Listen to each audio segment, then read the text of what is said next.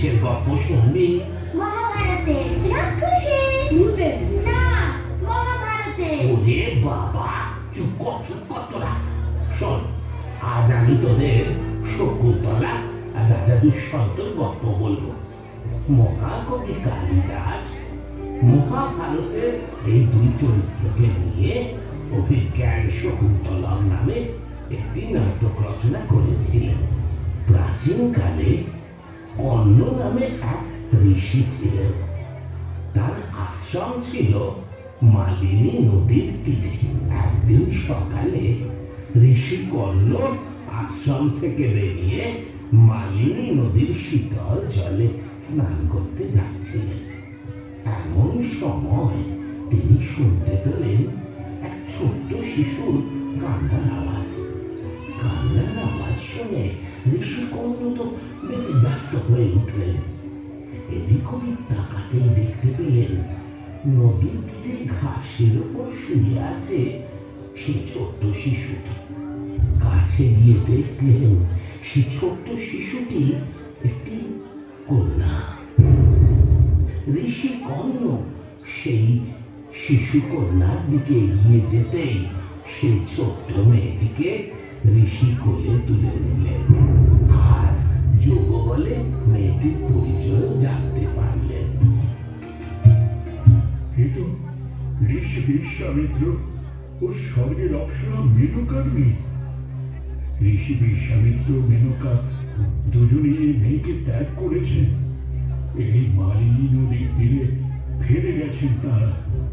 আমি ঋষি কর্ণ কথা দিচ্ছি, এই মেয়েকে পিতার স্নেহ দিয়ে মানুষ করব। আজ থেকে ওই আমার মেয়ে। আমি এই মেয়ের নাম দিলাম শকুন্তলা।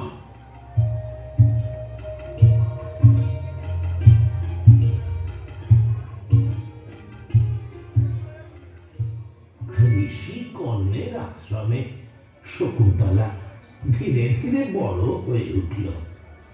বনের পশু পাখিরা হয়ে উঠল শকুন্তলার খেলার সাথী। এদিকে ঋষি কর্ণ শকুন্তলাকে নিজের মেয়ের মতো স্নেহ করতেন।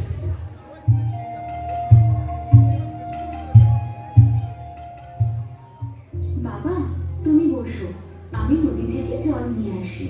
ঠিক আছে মা। প্রিয়ঙ্গদা, অনুসুয়া, আয় সখী, আমরা জল আনতে যাই। তোরা দাঁড়া সখী, চল জল আনতে যাই। চলো সখী চলো।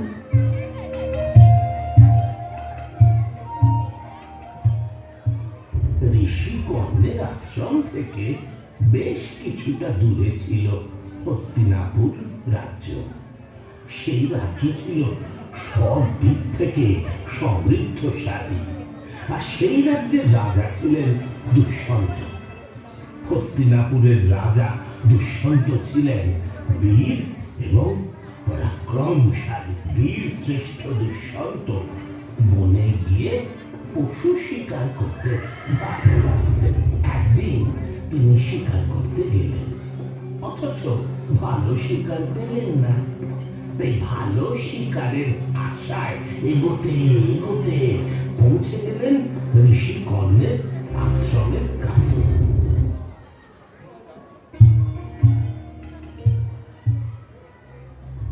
কি সুন্দর পরিবেশ, শান্তি। মনে হচ্ছে আমরা কোনো আশ্রমের কাছে চলে এসেছি। নিশ্চয়ই এখানে কোনো ঋষির তপবন রয়েছে। দেখো ওদিকে, দেখো একটা নদী বয়ে চলেছে। চলো শান্তি, আমরা নদীর সৌন্দর্য আরো কাছে গিয়ে দেখে আসি। চলুন মহারাজ। চমৎকার, কি সুন্দর পরিষ্কার এই নদীর জল। মহারাজ, এই নদীর নাম মালিনী। মালিনী নদী। তার মানে তপবন মহর্ষি কর্ণের। এখানে মহারিষি কর্ণের আশ্রম। আমার অনেকদিন ইচ্ছে ছিল মহারিষি কর্ণের সাথে দেখা করে তার পায়ের ধুলো নেওয়ার। আজ আমার এই ইচ্ছে পূর্ণ হবে। সারথি, তুমি রথে আমার জন্য অপেক্ষা করো। ঋষি কর্ণের সাথে আমার বিশেষ প্রয়োজন আছে। যে আজ্ঞে মহারাজ।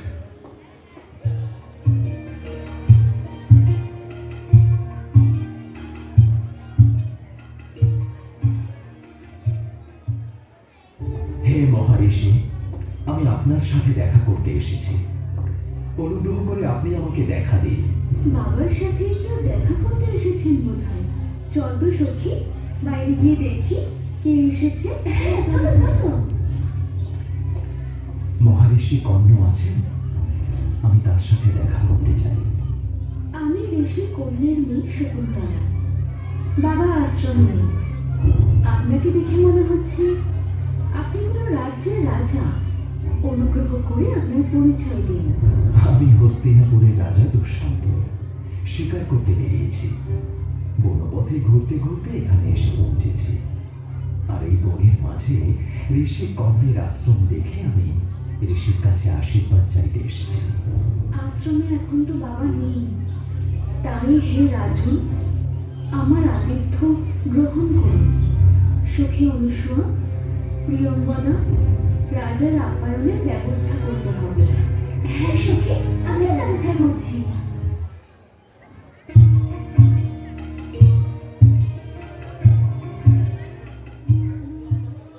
ঋষি কর্ণ আশ্রমে না থাকায় অতিথি আপ্যায়নের ভার শকুন্তলার উপর পড়ে। এদিকে শকুন্তলার সৌন্দর্যে মুগ্ধ হয়ে যায় রাজা দুষ্যন্ত। অন্যদিকে বীরশ্রেষ্ঠ দুষ্যন্তকেও শকুন্তলার ভালো লাগে। এরপর দুজনে গান্ধর্ব মতে বিবাহ বন্ধনে আবদ্ধ হয়।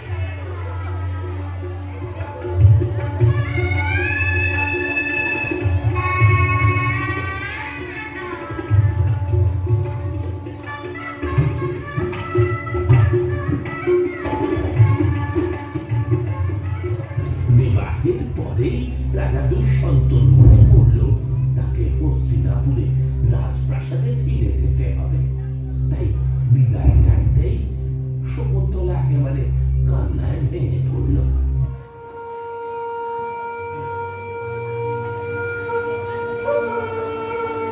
হে রাজন, চলে যাবেন? আমাকে যে যেতেই হবে, নইলে রাজ্য শাসন করবো কি করে? তবে তবে তুমি চিন্তা করো না শকুন্তলা, আমি খুব তাড়াতাড়ি তোমাকে রাজপ্রাসাদে নিয়ে যাওয়ার ব্যবস্থা করব। আর তুমি হবে হস্তিনাপুর রাজ্যের মহারানী। এবার আমাকে বিদায় দাও শকুন্তলা। আপনাকে বিদায় জানাতে যে আমার মন চাইছে না। এই নাও, আমার নাম খোদাই করা এই আংটি তুমি তোমার কাছে রাখো। তোমার যখনই আমার কথা মনে পড়বে তখনই এই আংটি তুমি দেখবে, তাহলে আর তুমি কষ্ট পাবে না। এবার বিদায় দাও। বিদায় রাজন, আমি আপনার জন্য অপেক্ষা করে থাকবো। আমিও তোমার জন্য অপেক্ষা করে থাকবো শকুন্তলা। বিদায়।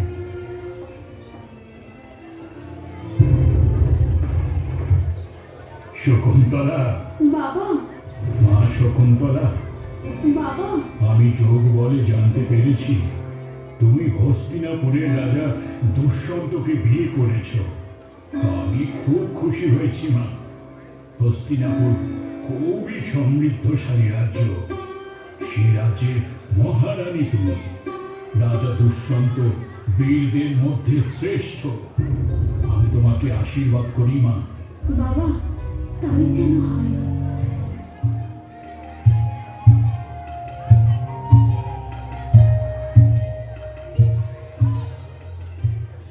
ভিক্ষাং দেহি, ভিক্ষাং দেহি, ভিক্ষাং দেহি। একি এত সাহসী মেয়ে যে আমাকে অগ্রাহ্য করে? আমি ঋষি দুর্বাসা ভিক্ষা চাইছি, অথচ এই মেয়ে নির্বিকার ভাবে বসে আছে, আমাকে কোনোভাবে আপ্যায়ন না করে। কার কথা ভাবছি? শোনো মেয়ে, আমি তোমাকে অভিশাপ দিচ্ছি। তুমি এক মনে যার কথা ভাবছো সে তোমাকে ভুলে যাবে। ঋষিবর, আপনি আমাদের সখীকে ক্ষমা করে দিন। দয়া করুন, এমন ভয়াবহ অভিশাপ দেবেন না। ঋষিবর, আমার অপরাধ আপনি মার্জনা করুন। আপনার দেওয়া অভিশাপ ফিরিয়ে নিন। দয়া করুন। এই মেয়ে আমাকে আমাকে অবজ্ঞা করেছে, আমি কখনোই ওকে ক্ষমা করব না। ঋষিবর আমাদের সুখী শকুন্তলা ওর স্বামী রাজা দুষ্যন্তের কথা চিন্তা করছিল। বিয়ের পর রাজা দুষ্যন্ত নিজের মহলে ফিরে গেছেন। এখন যদি সুখীর স্বামী সুখীকে ভুলে যায় তাহলে ওর জীবন শেষ হয়ে যাবে। আপনি রক্ষা করুন ঋষি। আমাদের সুখী বড়ই দুর্ভাগা। জন্মের সময় ওর বাবা মা ওকে ত্যাগ করেছে। এখন অভিশাপের জন্য রাজা দুষ্যন্ত ওকে ত্যাগ করলে দুঃখের শেষ হবে না। সবটাই বুঝলাম, কিন্তু যে অভিশাপ আমি রাগের মাথায় দিয়েছি তা ফিরিয়ে নেওয়া সম্ভব নয়।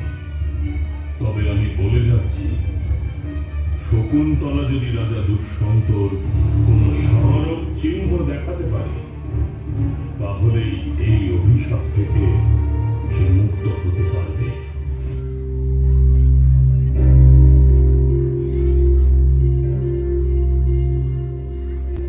এদিকে ঋষি দুর্বাসার অভিশাপের কথা শুনে ঋষি কর্ণ মেয়ের জীবন নিয়ে চিন্তিত হয়ে পড়লেন।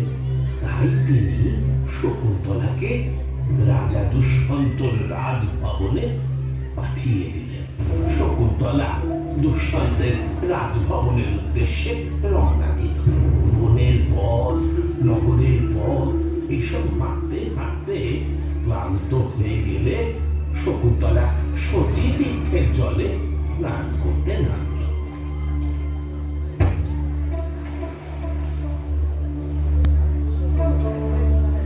শচী তীর্থের জলে স্নান করতে করতে কখন যে হাত থেকে রাজার নাম খোদাই করা আংটিটা পড়ে গেল তা শকুন্তলা টেরও পেল না। শকুন্তলা স্নান করে চলে গেল, আর সেই আংটিটা গপ করে খেয়ে নিল একটা রুই মাছ।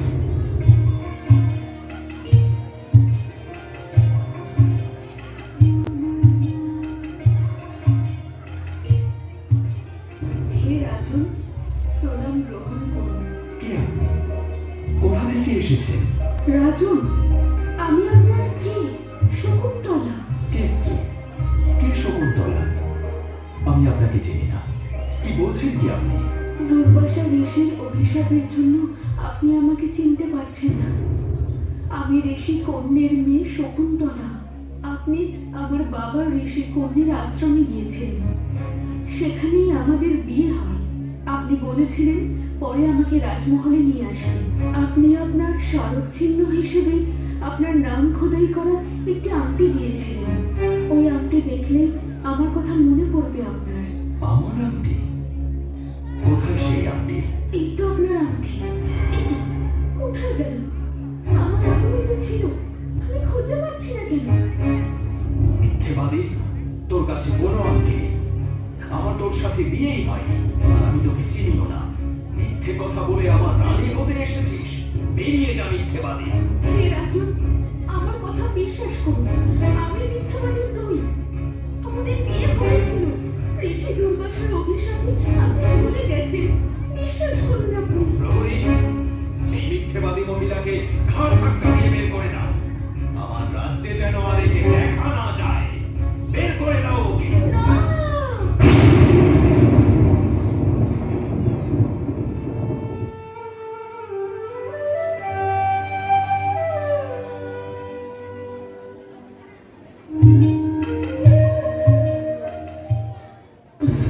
ছেড়ে দিন, আমাকে ছেড়ে দিন।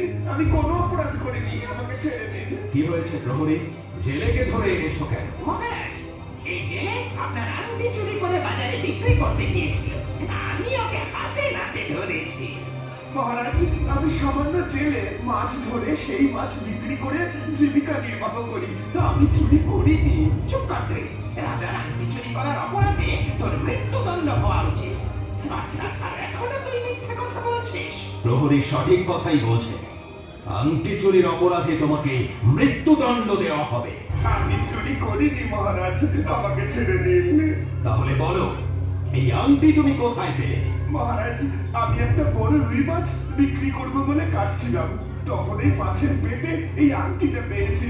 আমি আমি আংটিটা পেয়েই বাজারে বিক্রি করতে গিয়েছিলাম, কিন্তু আমি জানতাম না যে ওটা আপনার আংটি। কোথায় সেই আংটি দেখি? এই যে মহারাজ, এই যে সেই আংটি, এই যে। একে এ তো সেই আংটি। আরে আমার সব কথা মনে পড়ে যাচ্ছে। জেলে, তুমি আমার এই আংটি ফিরিয়ে দিয়ে বড়ই উপকার করেছ। এই নাও, এই নাও তোমার পুরস্কার। প্রহরী, সারথীকে রথ বের করতে বলো। আমি ঋষি কর্ণের আশ্রমে যাব। আজ্ঞে মহারাজ। শকুন্তলা এসেছিল আমার কাছে, কিন্তু আমি চিনতে পারিনি। এই আংটি আমাকে আমার আর শকুন্তলার বিয়ের কথা মনে করিয়ে দিয়েছে। হ্যাঁ, আমি যাব শকুন্তলার কাছে, ক্ষমা চাইব আমি। ওকে রাজমহলে এনে মহারানী করে রাখবো।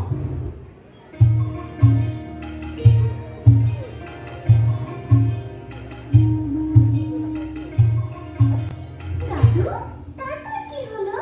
রাজা দুষ্যন্ত শকুন্তলার কথা মনে পড়ার সঙ্গে সঙ্গেই তিনি ঋষি কর্ণের আশ্রমে একেবারে ছুটে গেলেন। সেখানে গিয়ে শকুন্তলাদের সঙ্গে দেখা হলো। ভরা রাজসভায় শকুন্তলাকে মিথ্যেবাদী বলে অপমান করবার জন্য ক্ষমা চাইলেন। তারপর তাদের দুজনকে রাজমহলে নিয়ে এলেন। শকুন্তলা হলেন হস্তিনাপুরের মহারানী।